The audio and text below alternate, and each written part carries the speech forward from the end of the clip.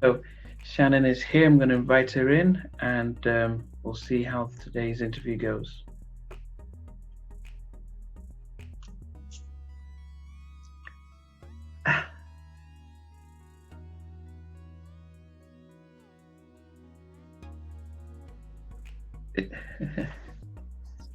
Can you Hi, hear me?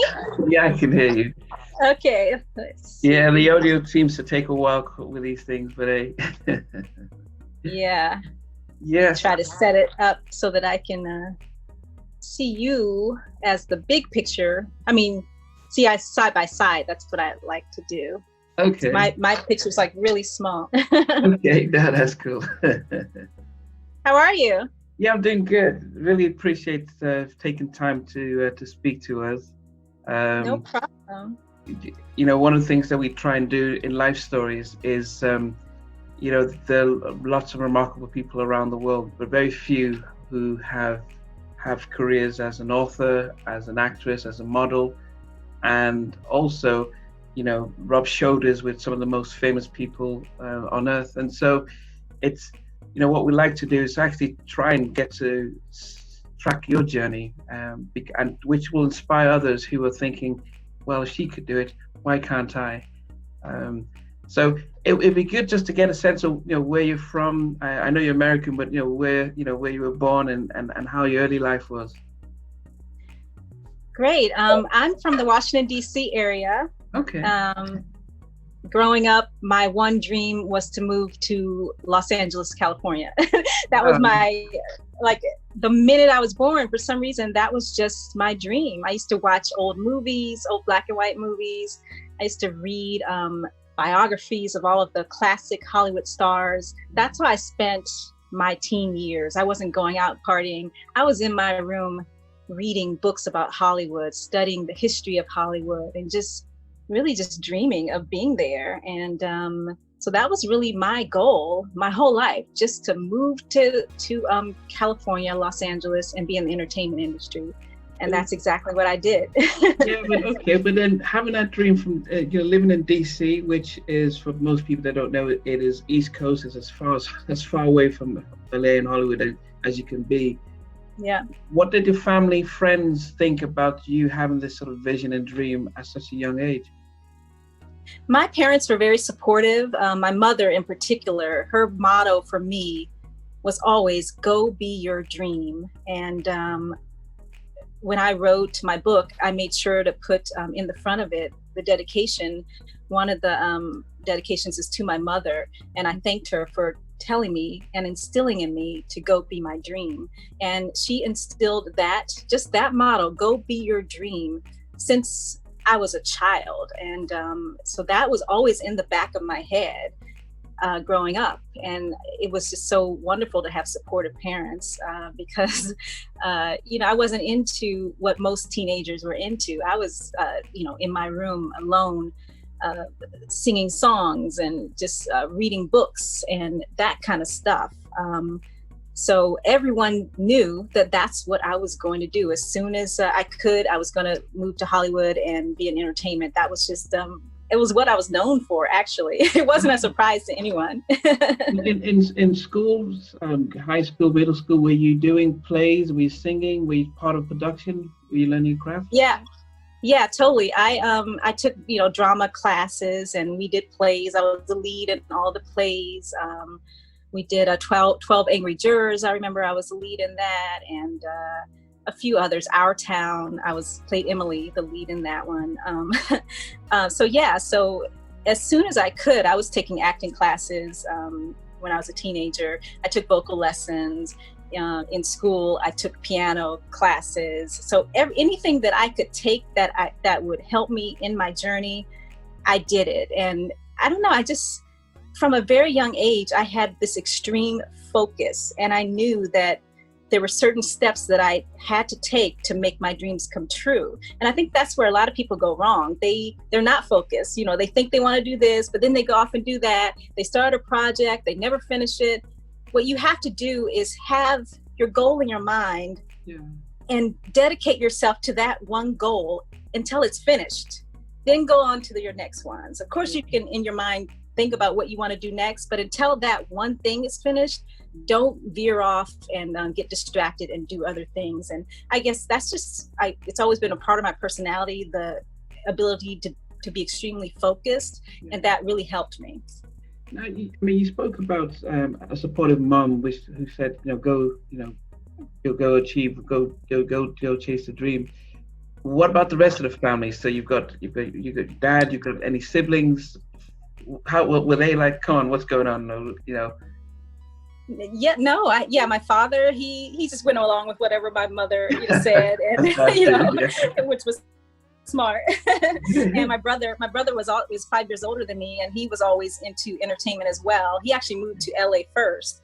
He ended up moving back to the DC area, but he did it first. So both of us, we both had that in our mind that we wanted to move to Hollywood and be in entertainment, I guess from my mother instilling that in us from such a young age. So yeah, it was just like expected of me to move to LA, and I was by myself. I didn't know anyone out here. I came out here with at the time I was singing in a girls singing duo. So my friend and I drove across the country to LA. I didn't know anyone. She had family here, but I didn't. And she eventually moved back to DC, leaving me here completely by myself. So I had to make it on my own. And I knew that I didn't want to go back to DC. So I figured out a way to, just keep making it work. And here I still am 30 years later. Okay, I mean, I don't want us to skip over some of the stuff. I mean, you are finishing high school. Your friends also believe, yep, you're going to make it big, or were they did they just play along with it? Or what was your good for your friends, and how did they react when you were saying this is what I'm going to do? They went along with it. They expected it. I mean, you don't understand. I was so so dedicated to it. Yeah. There was just no doubt that was what I was going to do. If you look at my high school yearbook, all the things that people wrote, everyone said, good luck in Hollywood, or wow, can't wait till you're a star, or, it's just been my life forever. So it was just expected of me. I think that's the one thing that America is really good at, is that if you have, if you're really confident in what you want to do, there's a lot of people that gravitate. And I think, did that help, having a lot of people who believe what you were saying could be achievable? Did that just help you with the journey, as opposed to family members saying, no, that's a ridiculous dream, you're gonna go work in a factory, stuff like that? Having all that people believing you, did that really help you continue keeping that fire burning? Totally. With my parents believing in me, that really was all that I cared about. I learned from an early age not to worry about what other people thought, and not to listen to what other people expected of you, because everyone has their own journey in life, and it doesn't matter what someone else thinks that I should be doing. All that matters is what I want to do and what makes me happy, what makes my heart happy. So I just made a point to just drown all of that out, if there ever was. I don't even remember anyone ever saying, oh, don't do this, you shouldn't. Everyone just knew that this is what I was meant to do, so everyone went along with it. But even now, like if someone tries to say, oh, don't do this, don't do that, I don't listen. You have to listen to your heart. That is the most important thing in life, because you don't want to be 90 years old and have regrets. Yeah. We only live once, and you can't live your life regretting so many things and think, oh, I should have done this. Do it now, because we don't know when our last day is, and you're not getting any younger, so you have to go for it. Okay, I mean, before we talk about your journey across LA, who were the people that inspired you in, you were reading the books and the biographies, but being of color in America, and who are the ones who you looked up to and thought, I just want to be maybe like them, or in that sort of category? Well, definitely Michael Jackson. From the time I was born, 1970, I was born. The Jackson 5, they were our idols, me and my brother. And as a person of color, the Jackson 5, they were all of our idols. So the Jackson family, they really inspired me and everyone that I knew to well, for me, they inspired me to want to be in entertainment and to want to be like them. You know, I used to read Right On magazine was like our book Yeah, I remember magazine. Right On and Black Beats. You had it there too? Yeah, yeah. I So that was like our Bible. yeah. Every month it would come, and I couldn't wait to find out what Michael and his brothers were doing or what this one is doing. And I think Right On magazine, you know, had a really huge it was a really huge inspiration for me, because I was able to look through the pages and just dream about what it was going to be like to live in Hollywood. And then every Saturday morning, Soul Train came on. So so my ritual every Saturday was to watch the Jackson 5 cartoon. And I think that probably came on at like 10 a.m. And then at 11, Soul Train came on. And then at 12, American Bandstand came on. So that's what we had every Saturday, and you looked forward to that all week. Now, you know, kids today, they don't really know what it's like to anticipate something, or to to have to wait, to have patience. You know, now you can just go on YouTube and find whatever you want. You can find those old Soul Trains that I was watching when I was 5. You can just go on YouTube right now and watch them. But back then, you couldn't do that, you know, and it kind of made it more special and magical, because they weren't that easy to find, and it was the one thing that you waited your entire week to see. And seeing these kids here in Hollywood dancing, you know, on a show, that was part of what inspired me to want to do what I do. And then, you know, all the old movie stars. I used to love Marilyn Monroe. She was my favorite actress, and Shirley Temple. I loved her too. But, you know, Michael Jackson, of course, was my greatest inspiration. And, you know,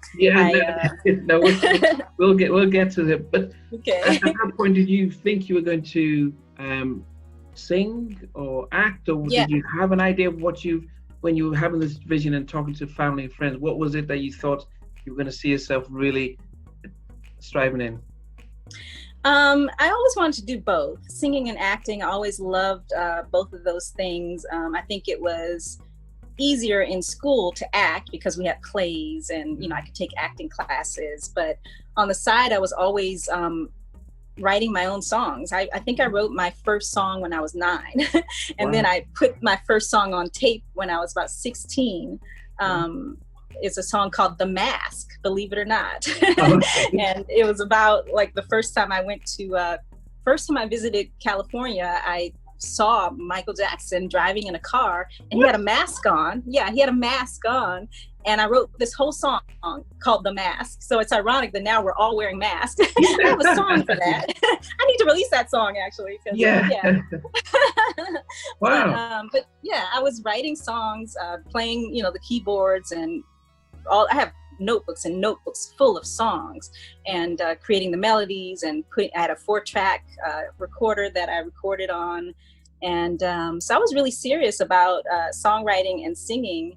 And but then, you know, when I moved to LA, as I said, I moved here with a singing partner, one of my female friends, and we drove across country, and we drove here. Actually, on our drive here, we actually recorded our demo in the car on a boombox as we were driving. 4 songs. And so by the time we got here, we had a whole demo. And so I truly thought I was going to be a singer. But then, like, within the first month of living here in Los Angeles, I got a small part in the movie House Party, which with Kid and became Play, a classic. Yeah, I love that. Exactly. Love the soundtrack with them. Yeah. So a lot of acting opportunities started coming my way, and the singing opportunities didn't. wait. So, how old were you when you and your friend took the journey? I mean, that must have been a 3-day journey. But how old were you when you made the journey? I was about 18. Okay, so your folks just put you in the car and said, "Okay, Shana, good luck, and you know we will hope for the best." And they weren't worried about how life is. In fact, that you're going across country on your own.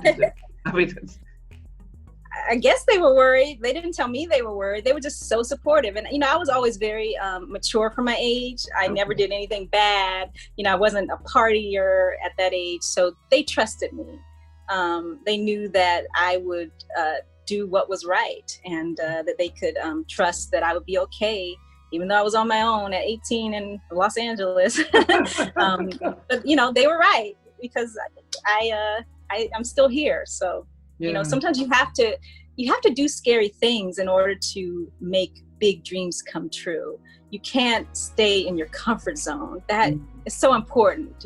So many of us would love to just sit around and just be comfortable and just not really do anything that's scary. But it's the scary things that make you, they take you to a position in life that you would never get to if you just remain comfortable. You got to do those things that scare you. Now you're saying this with so much ease, but it's not as easy as you're saying it. And but I do want to know, where do you think that came from? That sense of vision, drive, and action, because that's not common with everyone. So where do you think that came from? It was just in me. And, everyone is not meant to do certain things. Some people are meant to just stay in their hometowns and, have a nice, happy life with their family, which is great. I would love to be able to be normal. It would be a lot, I'd probably be happier actually. But some people, you're just born with it. It's in your blood. I can't tell you where it came from. It's just always been there. And I don't know any other way. It's not something that I had to develop or try to have. It's just something I've always had. I've always had this intense drive and focus to go after my dreams. It's really just that simple, and it's not something I can even explain. It's just always been there. Yeah, and it's really good that you said that, because I know some people would say, yep, my mom or my dad or my brother and uncle, I wanted to be like them, and that's where that drive came from. But I think it just helps to see that, when we see people like yourself come from a place where it wasn't, if you came from a Hollywood connected family and you have an uncle that's there and it's like, yeah, pretty much you can make it through. But when you've had to come from DC, at the end, at one end of the country to another, and to still hold on to that dream, it does say that, yeah, it's, as you said, there are some of us who are different, that have something innate in them, that it has to come out. So you get to LA with your friend. She's predominantly wants to be a singer. You have the ability to do both, and you said it didn't take long before House Party. That's a massive classic. You have Kid and Play's first movie with Martin Lawrence. It's just Tisha Campbell. It was the dancing, the everything. But was that the first thing you did? You just got there and got to, oh goodness. How long did that take? Yeah. The girl I came out here with, her sister-in-law knew the guy who wrote and directed the movie, or her sister-in-law's husband actually. Okay. And they were like, there's this movie that they're about to film, and why don't you go meet with the director? The director is Reggie Hudlin. He's famous and has done a lot of amazing movies now, but at that time he also had never done anything. This was his very first movie, and he had never written anything and never directed, and it was a low budget movie. So I went and met with Reggie, and we were all young at that time. He was in his 20s and I was 18. So I met with him, me and my friend met with him, and it was just a really casual meeting. We did a few lines, read a few lines with him, and he said, okay, I'm gonna think of some parts for you guys that you can play. Wow. So he really just created the parts that we played. My friend is in it too, the girl that I drove out here with. She has a part in it. So yeah, it really is all in who out here. You have to, you can't do this alone. You have to know people. Yeah. So your own set, apart from Kid and Play, was anyone else well known? I know Full Force, but when you were on set, how did it feel like seeing these people? Did you know any of them before? No, the only person I think, Martin Lawrence was in it, who's from my hometown too. Oh, he was new. Yeah. But I think he had done maybe What's Happening Now or something. But I don't think I knew him either at that time. Tisha Campbell had done, I think Tisha Campbell was the only person who had really done a lot of acting prior to, because she started as a young teenager, I think, in other movies. I think Rocky Horror.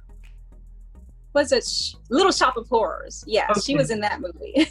So I think she had done that before House Party. But other than that, everyone was pretty much unknown. So we all were young and hungry. Did no Kid and Play? I guess they had a hit, I think, prior to House Party. Yeah, they were part of Soul. Yeah, so they're the ones that we all knew. We all knew, especially with the Afro and stuff. You're right, and Full Force and Kid and Play were the ones that. Yeah. So you're on the set. You're doing a part. Did you just think, "Wow, this is easier than I thought"? Or what was going through your mind when you started? You started a month after you arrived. You're already in a movie. It was amazing, and first I'll say, prior to that, I had gone to Universal Studios to get a job because I didn't have a job. I didn't have any money. So I just moved here with like no money. So I saw that Universal Studios was holding a big casting call for tour guides. So that was the first thing I did. I auditioned to be a tour guide at Universal Studios. And that was, really hard too. There were like 500 people trying to, get like 20 jobs as a tour guide. And we had to go through a long process of learning a whole like 500-page script. You had to learn the entire history of Universal Studios in order to be a tour guide, which was kind of easy for me because my whole life I had been studying the history of Hollywood. So a lot of the stuff I already knew. So I got the part as a tour guide at Universal. So that was my day job. And but most of the people there were actors and actresses, so they would allow you to go out on auditions. And that's another important thing. You had to get a job that was flexible enough to allow you to go do what you really wanted to do. So while I had that job, I got the part in House Party. So I had to kind of like put that on hold to go do this movie. And gosh, it was so amazing because we filmed House Party. We didn't film it in a house. We filmed it, most of the scenes, in a soundstage at a movie studio. The same movie studio where Gone with the Wind was filmed. So I was like, oh my God, I'm sitting here at Culver Studios, and this is where Clark Gable was. This is where they shot Gone with the Wind. So it was exciting. And then on the soundstage next to us, Pee Wee's Playhouse was being filmed. Pee Wee Herman. And for some odd reason, I used to idolize Pee Wee Herman at that time. I loved his movie. So I would sit there all day and I'd like watch him, get out of his car and go into his set, and he would be like smoking a cigarette. And I'm like, Pee Wee Herman smokes? I can imagine that. So that was my first introduction to Hollywood, and seeing that, a lot of times the image that people have of others is not real. To see Pee Wee Herman, to see that he's a smoker, that like really shattered some of my, illusions. So that was my first foray into Hollywood, and it was really exciting. After that, what happened next? I mean, after you've done a House Party, were you then, you've got your day job, earning money. Did you then still think music, of acting, or what was on your mind?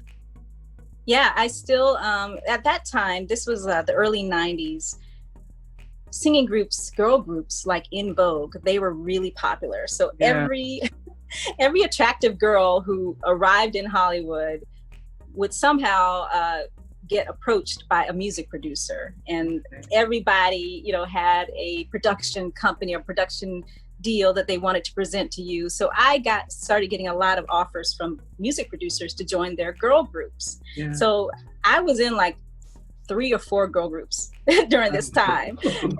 One, Jackie Jackson, Michael's brother, he was like one of the producers. So I had signed a contract with him and his partner, Alton Wilkie Stewart. And they both had, success in the music industry. So I was really excited. I was like, wow, I have this production deal. So I thought I was going to be a singer in this girls group. But inevitably, when you're doing something with other girls, drama usually ensues. So, you realize how not focused others are when you're doing something with other people. So a lot of the girls that were in the groups that I was in, they would get distracted because they had boyfriends that didn't really want them to be in the business, or, they just weren't into it like I was. So none of those groups ever worked out because usually the girls would drop out or something always happened.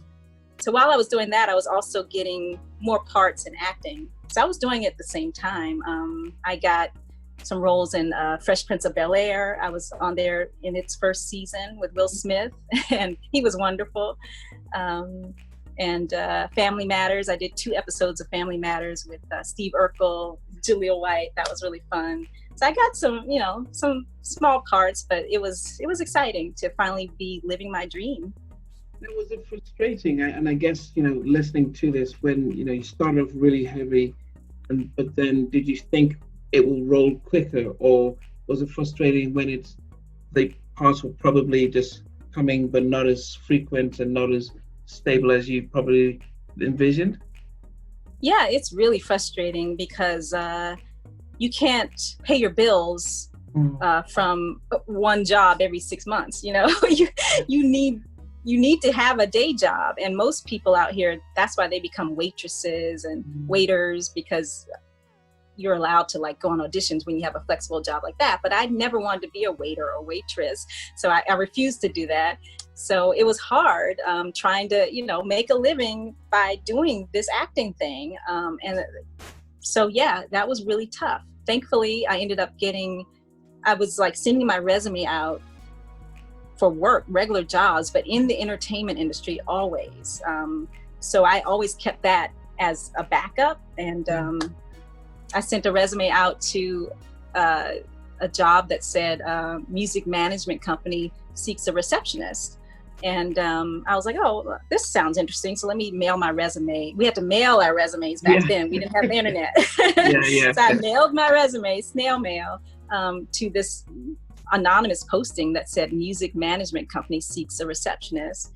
And somehow I got an interview. I had no experience at all, but I got an interview, and I got the job. And this management company ended up being the biggest management company in Hollywood, and Michael Jackson was their biggest client. So, okay, before you get there, did they know on your resume that you'd done House Party and you've done parts in here and there? Was that on your resume? No.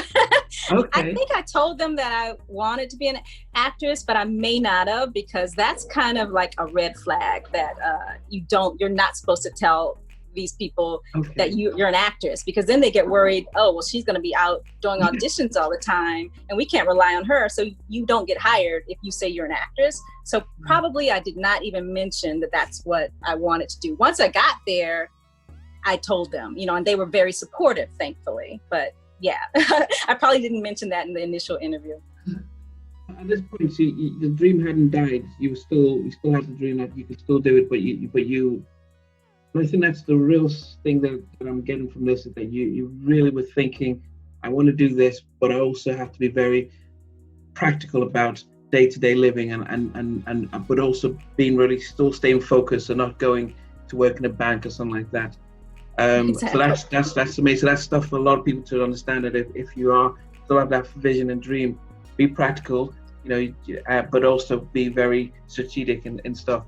So you're in this massive talent agency firm, and what was it like when you do come across as a receptionist, all these big stars coming in? Are you able to be focused and not be starstruck, or what was that like? Yeah, it was, I was there every single day for over 8 hours a day. So it's just a job at that point. And the people coming in, they're just people. And you realize that. Like my very first day, Michael Jackson calls, Elizabeth Taylor calls, and it's like, that was my first day. So that sort of set the stage I ended up staying there for 7 years. Wow. And it was a great introduction to the entertainment industry, because all of the movers and shakers in the industry worked there as managers. Mm-hmm. And if they didn't work there, they were coming in to meet with my bosses, because these were, very powerful people that I was working for. Mm-hmm. And the clients, it wasn't only Michael that they managed. We had Neil Diamond, the Pointer Sisters, Paula Abdul, also acting, Renee Zellweger, Nicole Kidman, everybody. Martin Lawrence actually became a client, and so it was really fun. Oh yeah, we're friends. Yeah, he remembered. I ended up doing an episode of his show too, Martin. Oh my! But yeah, we used to hang out because we're both from the Washington D.C. area, so we kind of bonded on the set of House Party. But yeah. So during the 7 years, I mean, you've seen all these people, and you've seen Michael. I'm sure you were tempted to tell him about the song you wrote about him, but what how did you still keep the flame of the dream about still getting back into acting and probably singing, even while you were still in the midst of, you could probably ask your boss, hey, can you sign me up for something? But how did you manage the two? Luckily, I had understanding bosses. Being a receptionist is kind of a flexible job because usually you have someone that relieves you for lunch. So I would always schedule my auditions during my lunch break. And so that made it, feasible because I was able to kind of like rush. And I would always have to rush because you only get an hour lunch. So I would have to like go to my car, change in my car. I'd like keep my clothes in the trunk of my car. I'd always keep like some heels and some sort of clothes that I could change into just in case I got an audition. And I'd change in the car. I'd, run over to the audition quickly and try to race back all within an hour, which wasn't easy to do. But you got to do what you got to do, But yeah, I had an agent, an acting agent during the same time that I was working as a receptionist. So I was going out on a lot of auditions, actually, commercials and TV and films while I was working there. So I managed to juggle the two. Did you get anything while you were working there that you would go in, do the parts of film and then still come back, still keep your job in that 7 years? Oh yeah. In fact, my first Family Matters job that I got, the very first episode that I acted on, it was while I was working there. And so they let me take off. It was about a week. I had to take off to film that show. And then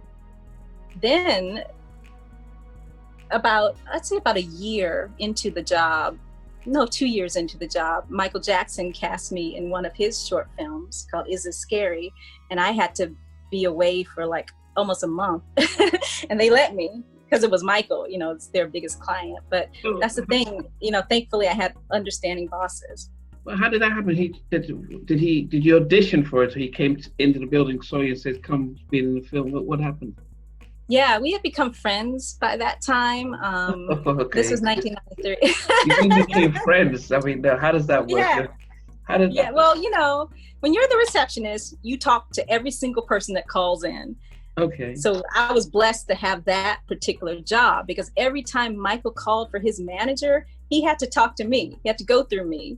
So I was talking to Michael like at least 6 times a day, like every day. And that's, you become friends that way. And this was during the time when he had just released the Dangerous album. And he was doing a lot of appearances like on the American Music Awards, the Grammys, Soul Train Awards. And I think the first major award show he did was the American Music Awards. And I remember, and he also did this other show called MTV 10. It was the 10th anniversary of MTV. And after one of those performances, he called in. Prior to that, I was just transferring him and not really talking to him because I was nervous. I was like, I don't want to get fired, So I'm just gonna make sure I don't talk to any of the clients because you're not supposed to talk to any of the clients. Your job is to just transfer the calls. So I didn't know what to do, but here I have Michael Jackson, my idol that I grew up loving, calling every day. I was thinking I have to break the ice somehow. So I decided after one of his performances that I was going to tell him that I loved it. And so he called in, I think it was after the American Music Awards or MTV 10, one of those. And I said, Michael, I just want to let you know you were amazing last night. And I was so nervous. I was like, he's probably going to like get me fired for talking to him. Because you don't know how these stars are going to be. Some don't want you to talk to them, Yeah. So, and Michael was quiet for like 10 seconds and I almost died. I was like, oh my God, he's mad that I spoke to him. But then he said, oh my God, thank you so much. I appreciate you saying that. Really, it means so much to me. Thank you. And so after every single performance he did after that, I told him how great he was and how much I loved it. And then he started expecting it from me, you know, and that really is what bonded us. When he came in, he finally came into the office, maybe about a year into me working there and me like talking to him on the phone. And so by the time he came in and I actually met him face to face, you know, we already knew each other from the phone. So that's how we became friends. So when he's calling in, because I think the image that we get is a very shy, sort of very reserved person, but you give me the impression that he was a little bit more confident even, and I'm wondering, it's hard to imagine him just picking up the phone and calling and asking for something, because he's probably the most recognizable voice, but he was making his own calls. And oh yeah, was he confident on the phone when he asked for? Okay. Yeah. Like the first day I said he called. He called. It wasn't an assistant. Because when I got the job, I was thinking, okay, yeah, they managed Michael Jackson, but I know I'm never going to speak to him. I know I'm never going to meet him. I'm sure his secretary is going to do all the calling for him, you know. Yeah. But on the very first day, he calls himself, and he always called himself. He never had somebody else calling for him. And he always said, Michael for Sandy, or sometimes would say Michael Jackson for Sandy Gallen, because Sandy Gallen was his manager's name. So he would announce himself, say it's Michael. And the first time I was thinking, this is one of my friends probably playing a trick on me. You know, that's not Michael, because he sounded just like Michael Jackson. Like his voice didn't sound any different than what you're used to, you know? So I was like, come on, that's not him. But then it was him. It actually was him. So yeah, he was really down to earth, and he was very in control of his career and very business minded. And he wasn't afraid to tell his managers what he wanted. He wasn't shy or meek in those instances. In fact, he was very demanding. I mean, he was pleasant to me, like he was really nice and pleasant, but to his actual managers, you know, that it wasn't that easy to manage him, because he had a lot of his own ideas of how he wanted to do things, and he had no shyness in presenting those ideas to the managers. And he would say, I want this, I want that, and that's how it has to be done. So it's never easy managing a superstar, and Michael was no different. Yeah, I mean, you know, there's a few people that I've really admired, Spielberg, Eddie Riley, but Michael Jackson was the cream.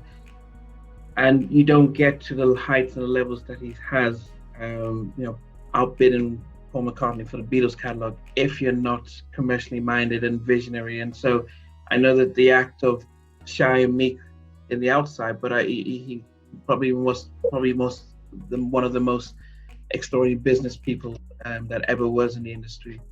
So, but you don't get to the top like he did by being shy, you know, or by being dumb. He was very smart.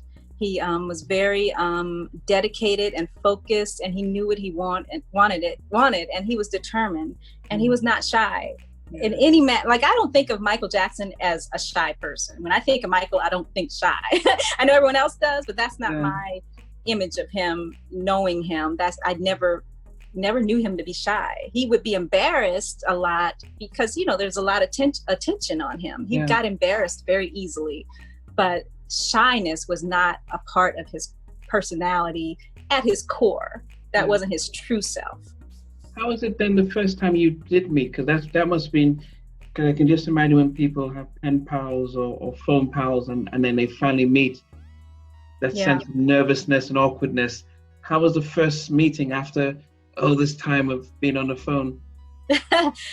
It was great. I first met him in like about 5 years before that, in 1988, after one of his bad concerts when he was playing Madison Square Garden in New York.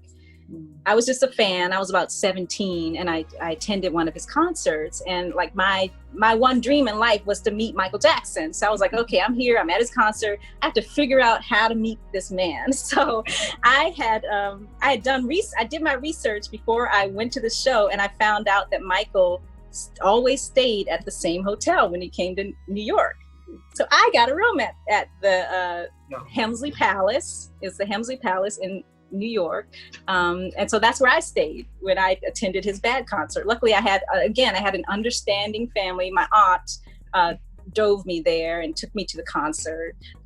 So we went together, me and my aunt, and so I stayed at his hotel. So that gave me like an inside track to Michael, because there were tons of fans behind barricades outside of the hotel, not even able to get in. But since I had a room there, I just waltzed on in, So I figured out what floor Michael was staying on.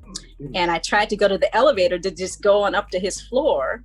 And of course, you couldn't just go on up to Michael's floor. You needed like a special key to do that, which of course I didn't have.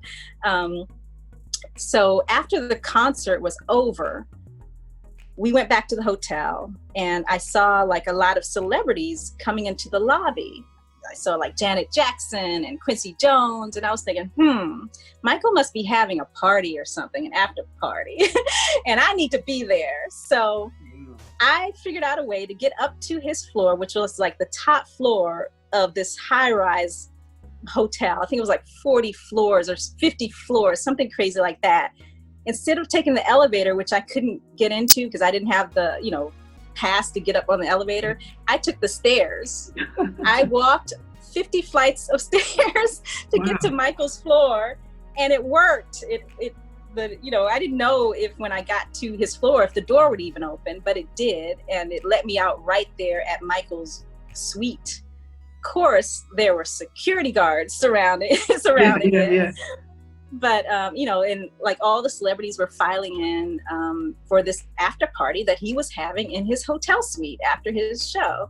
And I was thinking, oh my God, if only I could go get into this party. But I know that his security is not going to let me in, because obviously I'm a nobody. I'm a 17-year-old, fan.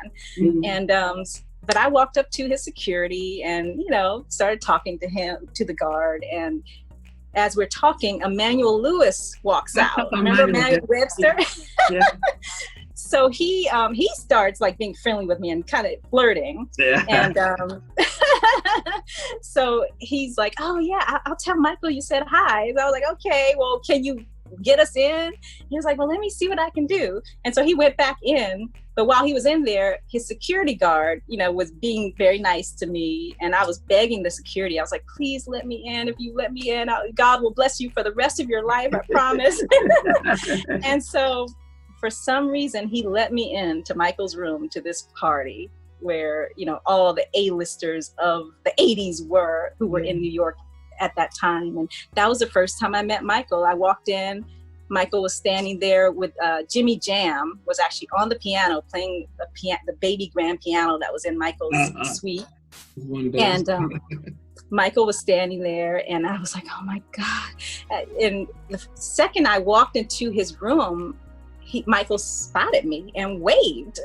And I looked behind me. I was like, I know he's not waving at me because he doesn't even know me, but he was waving at me. So I waved back, and because he waved at me, that like opened up the whole room to me, because everyone thought he knew me. They were like, oh, well, she must be his friend if he waved at her, So I was good. And I was sitting on the sofa. Quincy Jones came and sat next to me, and we were chatting it up and stuff.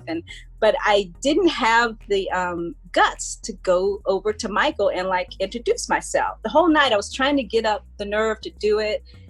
And finally, I was standing there, and Michael walks over to me and introduces himself to me.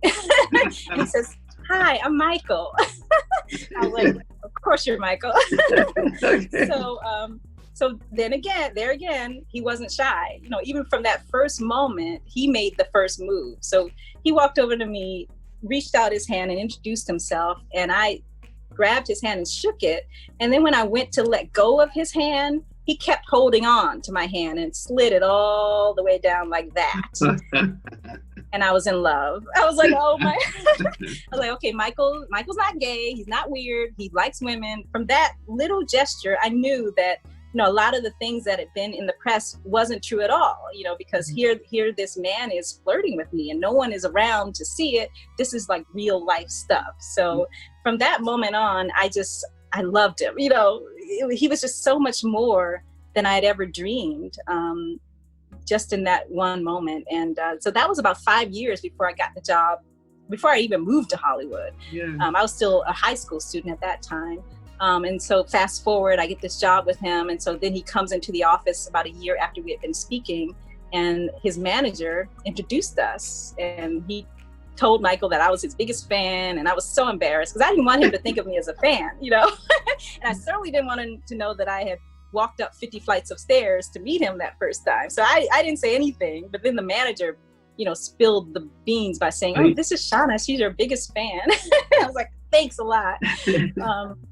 But yeah, but to my surprise, Michael liked that I was a fan. You know, that made him happy because he was looking for people who were loyal, of course, in that office. And I was the only person of color in the office. So that also bonded us, and it made him trust me and gravitate towards me more than the others because I was the only person of color. And he knew that, you know, we had that bond too. So when he found out that I was a fan in my previous years, my teen years, and that I was a person of color, after talking to me on the phone, finding all of this out when we first met, it bonded us even more. And then he started coming in after that first time.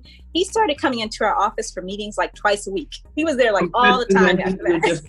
Before he would just call, but now he's coming in. Exactly. And everyone was saying, you know, it's because of you that he's coming. Even his office was telling me that, you know, they were like really surprised that because he was using our office for all of his meetings, and his own office was like 2 blocks away. He never went there ever. Never. He used all of our office for everything. So yeah, after that first time that he came in, it really changed everything, and it made us even closer as friends.